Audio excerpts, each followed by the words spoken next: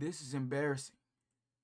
We got a Drake Glizzy Gobbler. Let's get right into this video, man. So I told you guys in my last video that Drake fans were not taking this loss well. Stan culture in general is rooted in the idea that your favorite artist or athlete or whatever it is can really do no wrong, and if they ever do, these stans will cope in the funniest ways possible as reality stares deep into their soul. And over the course of this beef, there have been both Kendrick and Drake fans who have resorted to disgusting behavior, including doxing and coordinated propaganda campaigns. Now the first stan we have to acknowledge is Ig-Therealcmoe, who is possibly the biggest and most popular Drake Glazer online. Listen, all that Drake is smashing this nigga, man. He's punishing this nigga. He's out rapping this nigga. It's not even close. The music is way better. The visual is way better. Like, Maul makes DJ Academics look like a normal-minded person in comparison with his delusions. Because at the very least, Academics could acknowledge the logical issues with Drake's moves and his lawsuit, while Maul claimed that Drake would be up a cool $2 billion after he was done with UMG. I think Drake is going to ask for something that no artist has ever asked for or received.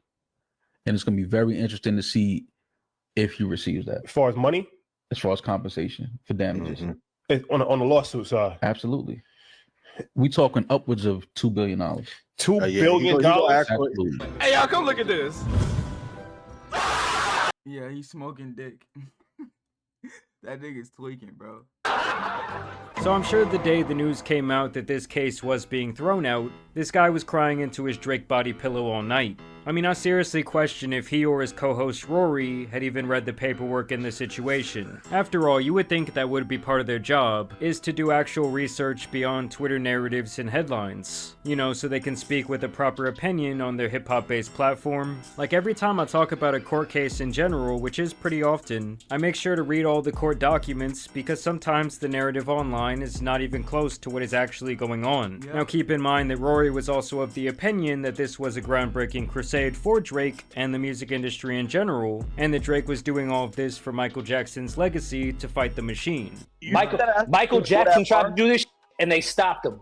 Let's go for it, man. Like, what's so crazy with me with the internet for the last 7 years, y'all have been justifying snitching with real street, but when it comes to labels this week, snitching is against the rules now. Oh, Like, if you don't get the fuck out of here, bro, Drake obviously did this because his ego was more bruised than a 100-year-old banana. He literally was the machine for the greater part of the last 2 decades, and now he didn't really like it when the ladder got pulled out from under him. I mean, Rory even admits right off the bat that he did not know what this case was even about in the first place. It's funny to see people's reaction.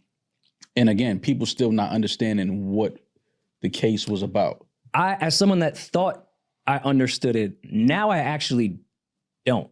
Because I know he was, from my understanding, initially suing for UMG promoting, pushing, and using bots about a song that was defaming him. Mm-hmm. Then the result was, all right, the case is dismissed because there's no defamation. I didn't even think he was suing for that. Mm-hmm. So now I'm just lost. K-Dot, K-Bot, the whole world, y'all win. I'm sorry. I'm an idiot. K-Bot. I'm sorry. I was wrong. I have no idea what the fuck is going on. Clearly the paperwork that I initially read is not even where the case ended up. Because I thought he was suing UMG for them promoting a song that defamed him. So the guy clearly did not read the paperwork, and now that he has egg on his face, he acts like, oh, I didn't even care, and I never really did. It's like the people that are like, this is why he should die. Yeah. Those are my favorite. The ones that think it there. Like somebody should die behind all of this, yeah. Yeah, and his co-host should commit. And it's like, Yeah. because he likes a rapper that you don't.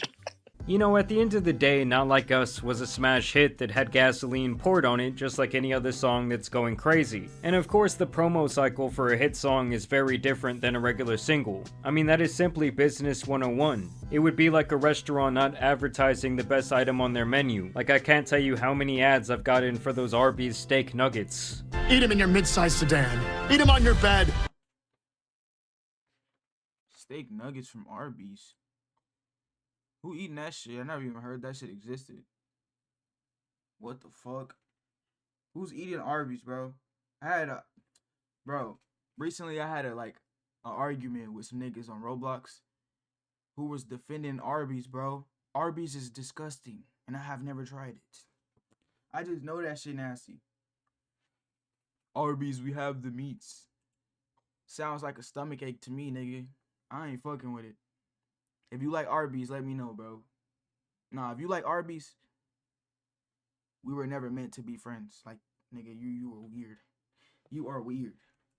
Or eat them at the movies, you sneaky boy. Or who remembers the Popeyes chicken sandwich craze? So for Rory to sit there and play dumb... I haven't ate Popeyes in years. I should have tried some Popeyes, bro. I'm probably gonna buy some today. Just cause. You know what I'm saying? I ain't really heard of Popeyes in a minute. It's just downright hilarious. But hey, at least the guy admits that he was clueless. Maul, on the other hand, is still double-handed glazing Drizzy's glizzy. The people have to know that his lawyer, his team, they're gonna appeal this and take this to another level. I don't know if people know that. Like this is not. Of course, this is not over with. Like, I mean, shit. The shitty. Should we just let it go? No, see, no, like, no. At this point, no. Why? But would you? If you and your team, your lawyers had things in your possession that prove what you're saying is correct. It depends the judge, and that's why the appeal process exists. Didn't they reveal everything? Because that was also something I saw on the OVO stand side of like, nah, he purposely was trying to lose the first one so he could reveal more in the appeal. And I was like, well, why wouldn't he just? Yeah, no, I'm not. Just give them. I'm not speaking to shit. I'm speaking to factual shit, like real things. Like this is not over with. Oh yeah, I'm sure his lawyers withheld key information that would get this case to court. It's a bold strategy, Cotton. Let's see if it pays off for him. I really do hope that Maul understands that new information cannot be presented in the appeal process. But hey, that would actually take some level of research to be done on his points. It's also beyond clear to me that Rory is downright scared and kinda has to tiptoe around how he actually feels around OVO Maul, at least in regards to Drake. But if he has all this info that we don't know about, why the fuck didn't he say it in the first case? To me, I do not think that Rory is a stupid person, but it's kinda like when you're chilling with your friends who's way too far deep down a conspiracy theory rabbit hole, maybe a couple of beers deep into the night, and he starts spouting off about something that you know is complete horseshit. Like sometimes you just have to let him rock to maintain the friendship, or in this case, to keep those podcast clips coming. Yeah, so I don't believe that this is over. I don't believe that Drake and his team and his lawyers are letting this go. I do think that this is going to another level. Universal knows, or they know. You know, the internet can say, "Oh yeah, I told you he lost it." Ask Universal if they think this is over. Like, just ask somebody at Universal if they think that. Bro, stop eating dick. Like, you're glazing too hard, bro. Chill. Let him get up. Get off your knees. Like, bro, like, you're a grown-ass man. Oh, Lord have mercy on his soul, bro. This case is over. Well, I think Drake's lawyers have already talked about, like, obviously saying that we'll file an appeal, so. Yeah, but that's what I'm saying. So, you know, the blogs and, you know, content creators can react and make videos. Oh, all of y'all stupid, look stupid, da-da-da. It's like, okay, I mean, but this is not over. Like, yes, this judge dismissed it and, you know, dismissed the case in that court. But this is now going to another level. And that only speaks to, again, or what I'm looking at. He obviously knows something. His team knows something. He has great lawyers. Yeah, it got dismissed in that court. But again, this is far from over. We haven't heard the last of this lawsuit with Drake versus UMG. Now keep in mind, there is no level to go upward from here. This was a federal judge who made this decision. And of course, lawyers are going to continue to take Aubrey's money from his tantrum that he continues to throw. And to suggest that he has better legal representation than a massive corporation is downright laughable. So Maul, if he loses the appeal, then what's your stance if he loses the appeal? My stance as far as what? As far, because you're saying like this is not over, this is over. So this is not over. When do you think it'll be over? Like if he loses the appeal, is it over then? I think it's over when Drake says it's over.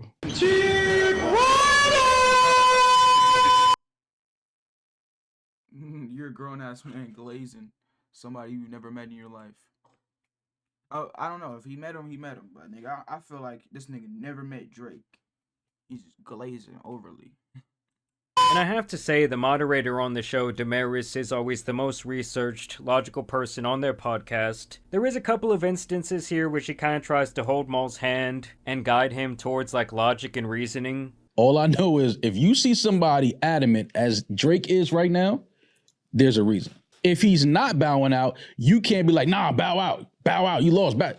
There's a reason he's not. And I've seen some of the rhetoric that he might not be backing down because it's an ego thing, right? Like I have to prove that something was done. If I don't prove that something was done and I just lost just because I lost, like I don't like that. Like something has to be done about this. Like that's why I'm staying in our business. Like so you're saying other people may think that he's not backing down because he doesn't want to bow out to save face, basically. Yes. Yeah, no, I don't think this is that. Yeah, so this guy is really just in deep denial. It's actually really sad. I almost feel like it's a mental illness at this point. He also suggests that UMG should have like soft-censored Not Like Us, all to appease Drake because he had been their cash cow for such a long time, as if that was not a symbiotic relationship.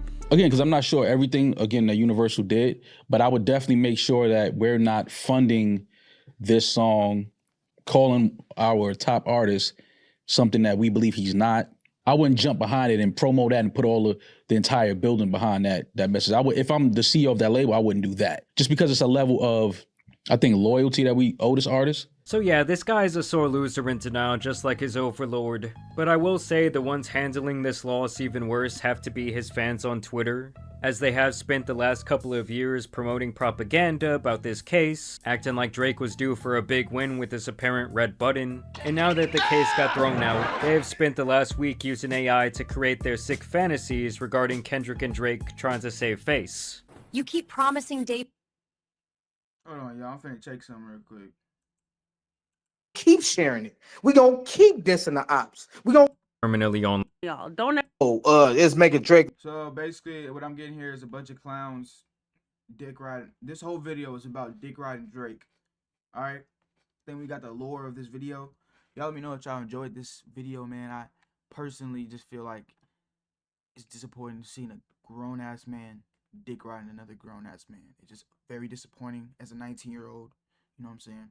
Hey, let me know what you think about this video in the comments. I love y'all boys, and I'm gonna see you on the next video.